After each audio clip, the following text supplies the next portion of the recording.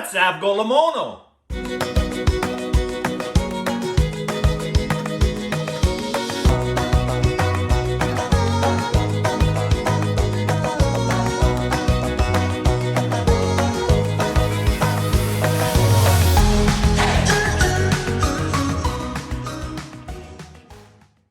Hey, Chef Dez coming at you from my kitchen again. Yeah, we're gonna make Avgolemono. What is that? That's Greek lemon soup. It's very unique, actually low calorie too, and frothy and rich and beautiful. It's awesome. Wait till you try it. Just a handful of ingredients, only 6 in total, then a little bit of parsley for the garnish, okay? Let's get started. So in my pot, I have 8 cups of chicken broth. We just want to bring that to a boil. So if you make your homemade chicken broth, if you get it from a carton, whatever you have on hand, okay? Let's bring that to a boil. And then I have some long grain rice we're going to add to that, and just a little bit of salt. But we want to make sure that comes to a boil first. While we're waiting for that, let's get our lemons prepared. So obviously you can't have Greek lemon soup without lemons. You got to have lemons, right? So we have some nice, beautiful lemons. Now, this is not the place for your bottled lemon juice. Please don't do it. This soup is amazing when it screams with the fresh lemon juice. Plus, we're gonna steal the zest off these lemons as well, okay? And that's gonna add for a very nice, bright, and flavorful garnish at the very end. What we're gonna do for our lemon zest is I have a microplane grater. And I'm just gonna take my fresh lemons, have a little dish so I can reserve the zest, and just rub my lemons over there. Now you want to keep checking your lemons, keep flipping them and having a look so we don't go too far down. You don't want that white pith underneath. The pith is bitter. It sounds like I'm lisping, doesn't it? The pith.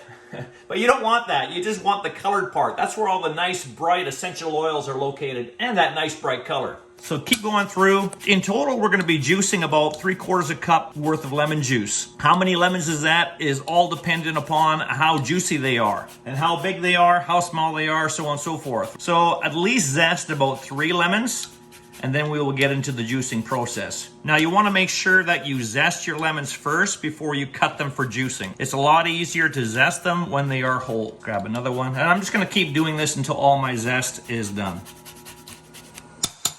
All right, I think that's plenty. We have lots of lemon zest. So I'm just gonna set that aside. I have a little bit of fresh parsley for our garnish as well, so we'll come back to that at the very end. If you look at my pot here, you can see that we're almost coming to a boil. So we're gonna stir in our rice, just regular long grain white rice, add a little bit of salt, give that a good stir, and then we're gonna put a lid on that, turn that down to low, and let that cook for about 20 minutes. Let's juice our lemons now, shall we? So again, we're looking for 3/4 cup of fresh lemon juice. Whatever juicer you have on hand, go ahead and use that. I've seen people juice lemons just with a fork, so whatever you want to do. These look like they're very juicy, so I'm going to start with 3. And obviously we don't want any seeds, so if you have a lemon juicer that can capture some seeds, that would be awesome. And just continue until you have 3/4 cup. All right.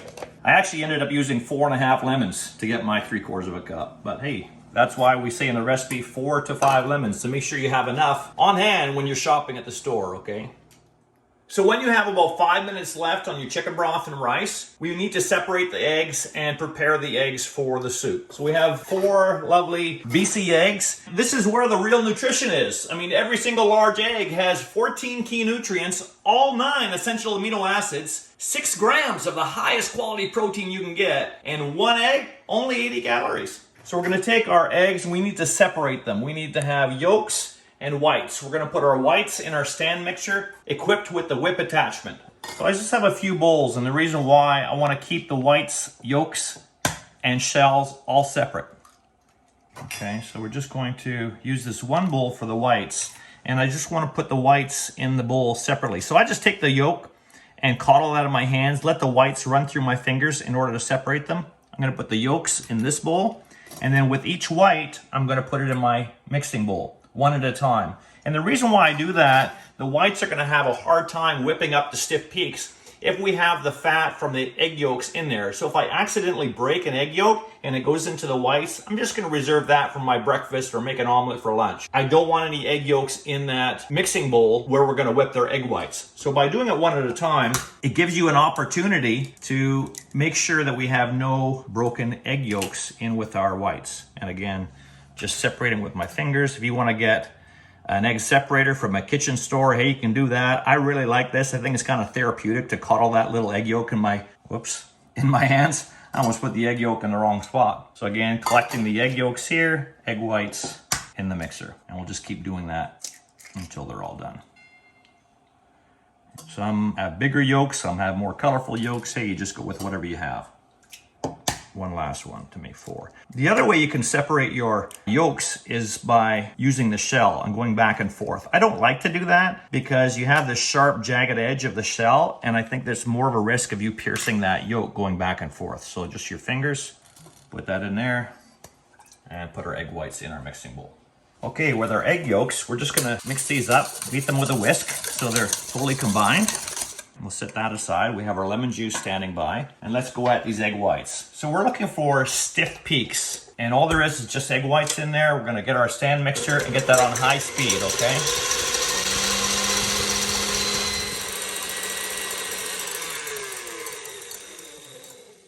Let's have a look and I'll show you what you're looking for stiff peaks. It should be stiff. If it droops down, then that's soft peaks. It's nice and stiff, it doesn't look dry, so we're there. Let's put the whip attachment back on, turn that on, and just at a medium speed, we're now gonna put our egg yolks back into there.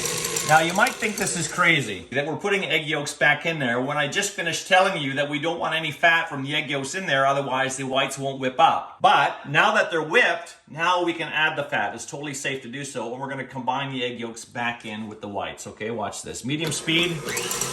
And just drizzle them in there. And look at the beautiful color of the BC eggs. The next step, we're gonna take our fresh lemon juice and add that to it now too. Just pour it in there slowly. Beautiful. Give it a nice high speed. Just to bring it together. The only thing else I want you to do is just give it a good scrape along the side, just to make sure you have everything in there getting combined. Give it one more whip. And now it's time to incorporate our lovely BC eggs with that lemon juice into the soup. So here's what we're gonna do. We have our 20-minute cook time on the soup. It's ready to go. Basically what you have here is chicken and rice soup, right? It's chicken broth and rice. That's all that's in there with a little bit of salt. We're going to bring our soup over to our mixer and we're going to steal a couple of cups of this soup. Let's just take some out of there. Now it doesn't matter if it's just broth, if it has rice and broth, it doesn't really matter. We just need 2 cups worth. And what we're gonna do is we're going to temper the eggs. So if we were to take these lovely BC eggs and add them directly to this hot pot of soup, they're going to curdle. More precisely, they're going to cook in little egg bits all throughout, and you're gonna have those floating throughout. I mean, not such a bad thing, but it's not the texture that we're looking for. So what I wanna do is temper the eggs, which means slowly bring them up in temperature. So we're taking a couple of cups of the soup, we're gonna fire up our stand mixer again and add this slowly to slowly bring up the temperature of those eggs without curdling them. So medium speed and really, really slow. Just drizzle that in there.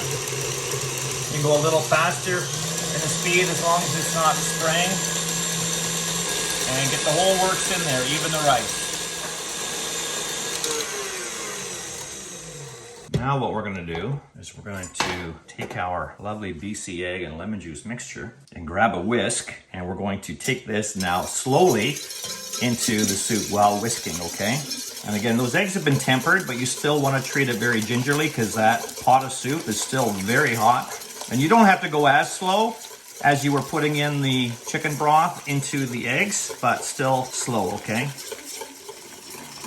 And those BC eggs are gonna make this soup nice and beautiful, frothy and rich. Now the last thing we need to do to season this is just a little bit of sugar. We're not looking to make this sweet at all, but we want just a touch to back off a little bit of that acidity. So 1 teaspoon, okay? That goes in there, stir that in. And the only thing we have left to do now is garnish and serve this wonderful soup. You want that nice frothiness, grab some rice in there. You want to get more rice, just take your ladle and bring it up at the side of the pot and then put some rice in there. Look at how beautifully frothy that is. And a little garnish of fresh lemon zest. Gives a little brightness of color on the top and gives you a little hint as to what you're going to be tasting, right? And add a little bit of parsley, just get some more green in there. And there you have it. Avgolemono, also known as Greek lemon soup. You know, Greek food is not just souvlaki and Greek salad. There's so many dishes. and I hope this one becomes one of your favorites. Don't forget to check out bcegg.com for a whole bunch of other great recipes and tips, and we'll see you next time. Where are you getting your protein from?